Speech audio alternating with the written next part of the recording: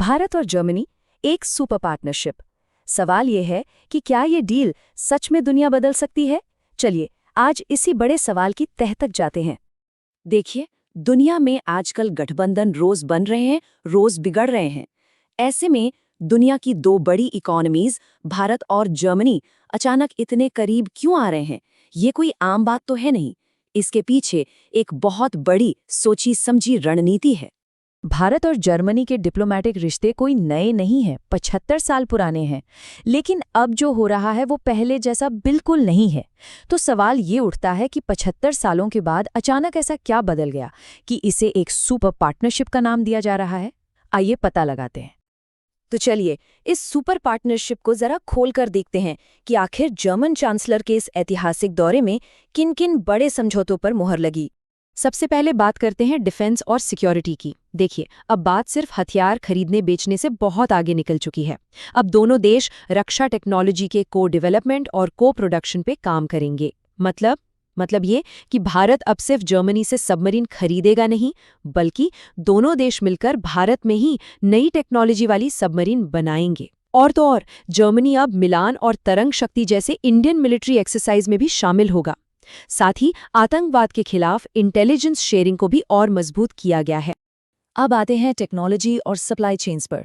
देखिए, critical minerals और semiconductors आज की दुनिया में ये सोना चांदी से कम नहीं है, और अब दोनों देश इन पर मिलकर काम करेंगे ताकि इनकी सप्लाई चेन हमेशा बनी रहे। आर्टिफिशियल इंटेलिजेंस से लेकर इंडस्ट्री 4.0 तक एक डिजिटल डायलॉग भी शुरू हो गया है। और हाँ, IMEC यानी India middle east Europe economic corridor का सपोर्ट, जिसे चीन के बेल्ट एंड रोड इनिशिएटिव का जवाब माना जा रहा है, ये दिखाता है कि ये पार्टनरशिप ग्लोबल ट्रेड का नक्शा बदलने का दम रखती है। और इसका हम सब पर, आम लोगों पर क्या असर पड़ेगा? पहली चीज, अब इंडियन पासपोर्ट होल्डर्स को जर्मनी के एयरपोर्ट पर वीजा फ्री ट्रांजिट मिलेगा। दूसरी, बड़ी बड़ी जर्मन यूनिवर्सिटीज को भारत में अपने कैंपस खोलने का न्योता दिया गया है।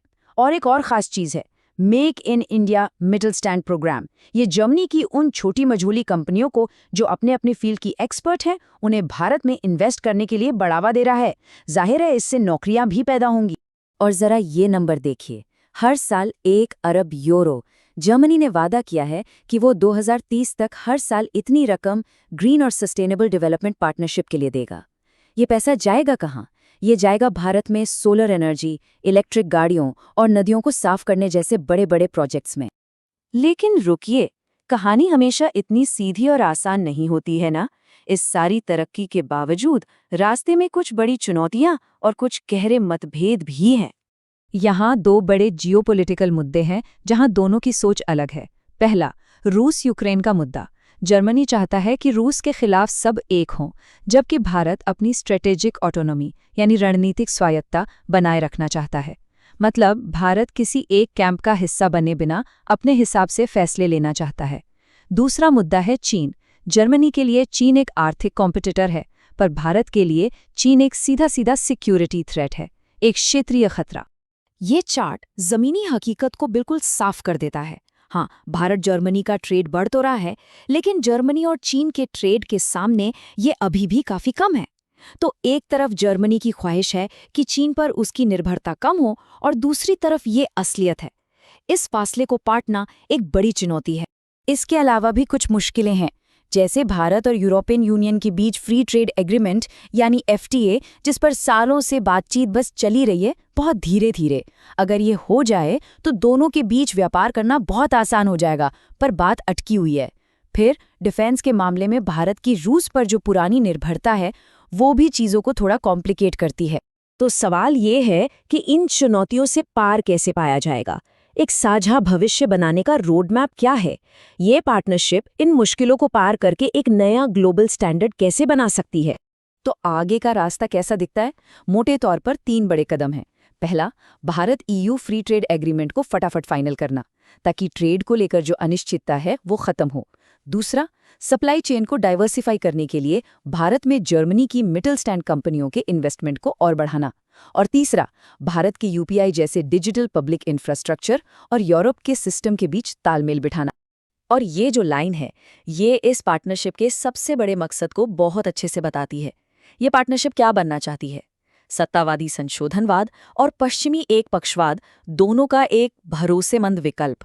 आसान भाषा में कहें तो ये दुनिया को एक तीसरा रास्ता दिखा सकती है, एक ऐसा रास्ता जो न तो चीन जैसे देशों के दबदबे वाला हो और न ही पश्चिमी देशों के एक तरफा फैसलों वाला। ये एक बीच का रास्ता हो सकता है जो लोकतांत्रिक मूल्यों पर टिका हो। तो घूम फिरकर हम वापस अपने पहले सवाल पर आते हैं, क्या ये वाकई एक दुनिया बदलने वाली डील है? चलिए इसकी असली क्षमता और जमीनी हकीकत दोनों को तौलते हैं। तो फिर आखिर जवाब क्या है, हाँ या ना? क्या ये पार्टनरशिप सच में दुनिया को बदल पाएगी? तो इसका निचोड़ क्या है? देखिए, ये रिश्ता अब सिर्फ पैसे ट्रेड का नहीं रहा, ये उससे कहीं आगे एक स्ट्रेटेजिक लेवल पर पहुंच गया है। हाँ, दोनों के लोकतांत्रिक मूल्य एक जैसे हैं, लेकिन दुनिया को देखने का नजरिया और अपने हित अलग-अलग है।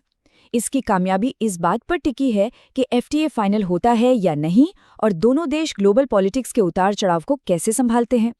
लेकिन अगर सब ठीक रहा तो ये दोनों मिलकर एक मल्टीपोलर वर्ल्ड में, यानी एक ऐसी दुनिया जहां पावर किसी एक देश के हाथ में नहीं बल्कि कई सेंटर्स में बटी हो, एक स्टेबलाइजिंग फोर्स यानी एक स्थिर करने वाली ताकत बन सकते हैं।